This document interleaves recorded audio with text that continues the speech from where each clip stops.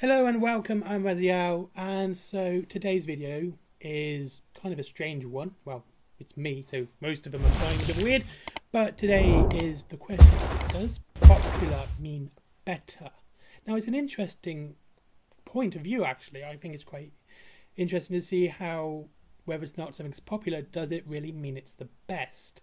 Now, I have some controversial takes when it comes to video games, tabletop games, movies, etc. etc. Now, that's just me, and honestly, me having a controversial take shouldn't be anything surprising. Example is, let's talk about video games first. Now, I'm a big retro gamer.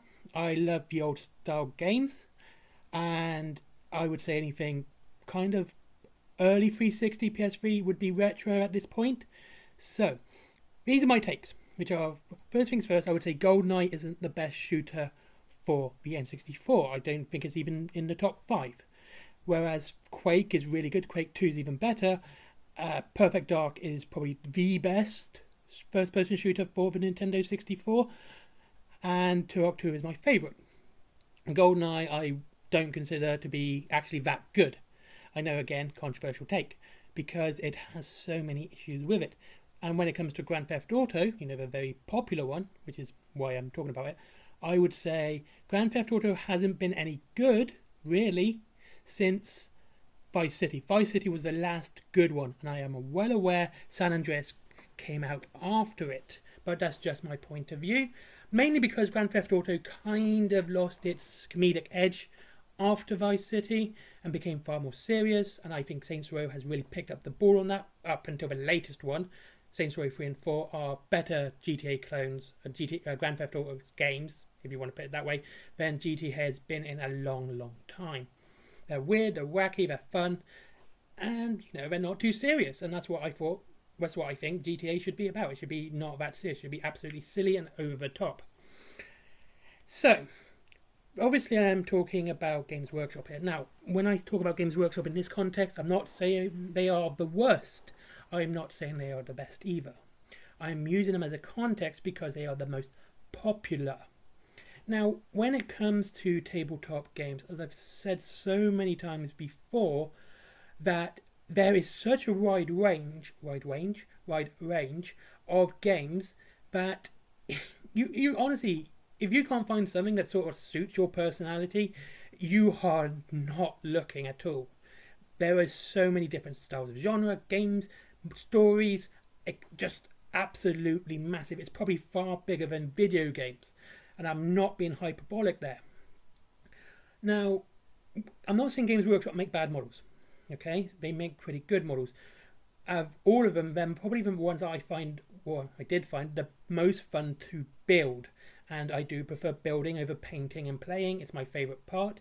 I could just sit there building models no end for ages, and just doing that would be a good afternoon for me, sort of thing. Like a good evening, just sitting there building models. It's absolutely fun, and I did find that Games Workshop actually tended to do that bit very, very well, especially with their walkers.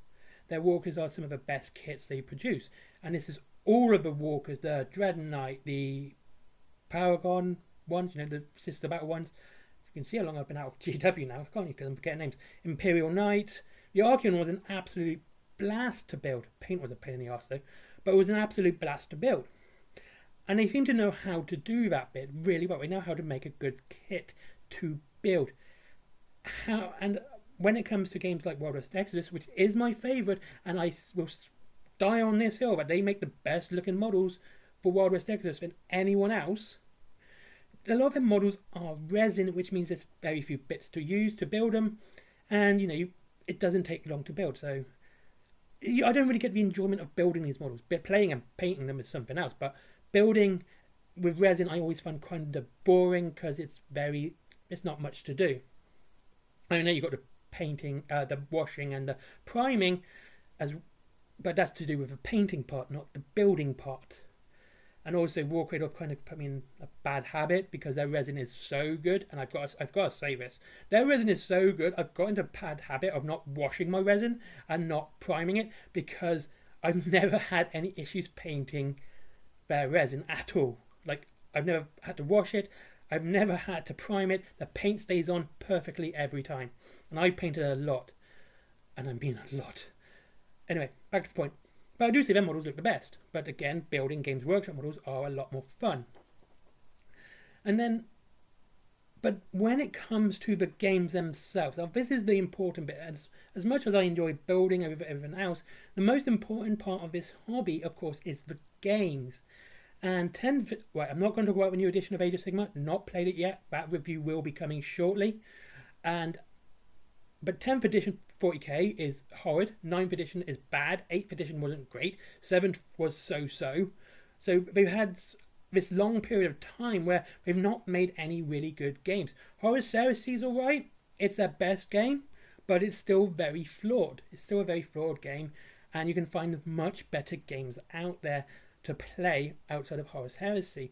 And same with the Old World. Old World's okay, but once again, there are better fantasy games. Kings of War is a better fantasy game than the Old World. Firefight is a better sci-fi future game. This is the game itself, not the models, than the Horus Heresy and 40k. Wargames Exodus is the best skirmish game out at the moment, but by far. And it knocks anything Games Workshop has done out of the park. It's like Necromunda, Warcry, Kill Team, not one of them can hold a candle to Wild West Exodus. And I think that's what's important. Where Games Workshop is very popular and people go on brand names, and one thing I want to do with this channel, and I've been trying to do for a while now, is get people to talk about other games, bring other games into perspective. But even though it's so popular, there is this contrast between their popularity and their quality. And I am going back to their models now. Their older models, such as the old Death Guard, the old Sanguinary Guard, the old Death Watch veterans, the old Imperial Guard models. Well, actually, the new Imperial Guard models aren't too bad. All their older models looked a lot better. They were far more interesting, far more diverse. They were such a better kit to build and use because you can make a very unique unit out of them. And whereas nowadays models, I've got to say, are kind of bland and kind of blasé. I've yet to see that many different poses. I've started to notice poses being the same on different factions now, like the Eldar Guardians and the Imperial Guardsmen. They seem to have, and the Space Marines, they seem to have these very similar poses. And I know there's this argument, there's only so many poses they can do, but when I look at my Wild West Exodus models, I see these. I don't think I've got any two models in the exact same pose, and I have over 100 of these. I've got over 100 different models, and yeah, not two are in the same pose, not repeated.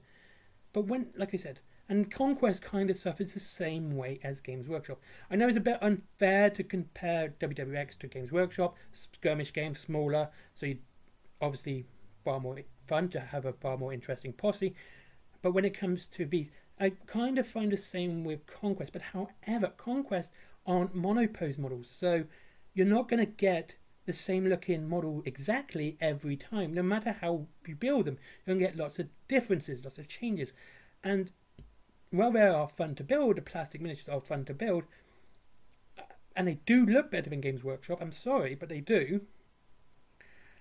It doesn't have that sort of same fun building section. Because some of them are monopose, but they're kind of posed kind of daft. I've only been doing Spires and the old Dominion lately, but when I've been looking at like the Radrun, which is the Orcs, they tend to be far more monoposed. And so again, this joy of building doesn't really come into it. It kind of ends up just being, building. I love building. I really do. And like I've said, I haven't done Games Workshop for a long time. My last lot was the starter set for the review, obviously, because it's important that I get that in you and give you a proper opinion rather than, just looking at, having one and going on memory sort of thing. Anyway, so there you go. So that's just my opinion. Is popular better? I don't think it is. I mean, it's a good indicator on quality, but I don't think it's always better. I think most of the time, the most popular maybe position 2 or 3, but there is always going to be something better than the most popular models, the most popular brand. It's always going to happen, no matter which way you go with. You see, Activision is very popular, but you're telling me Activision games are the best? No, they're not. You know, and that's just sort of my point of opinion. Anyway, thank you very much for watching. I hope you enjoyed this kind of ramble. Review coming up 2 weeks. And I'll see you all in the next one. Have a lovely day, and I'll see you all again soon. And if you wish to save money on your wargaming, go to Wayland Games down below, up to 20% off, free delivery after £20, where you can get lots of Wild West Exodus stuff, but because they are part of the same family as War Cradle, you don't get a discount, unfortunately. Shame on them. And then there is Forbidden Planet, comics, DVDs, mangas, etc. My comics, my merchandise, as well is down below. Skyforge, never forget Skyforge, good friend of mine. And finally, Patreon because of business. Bye bye.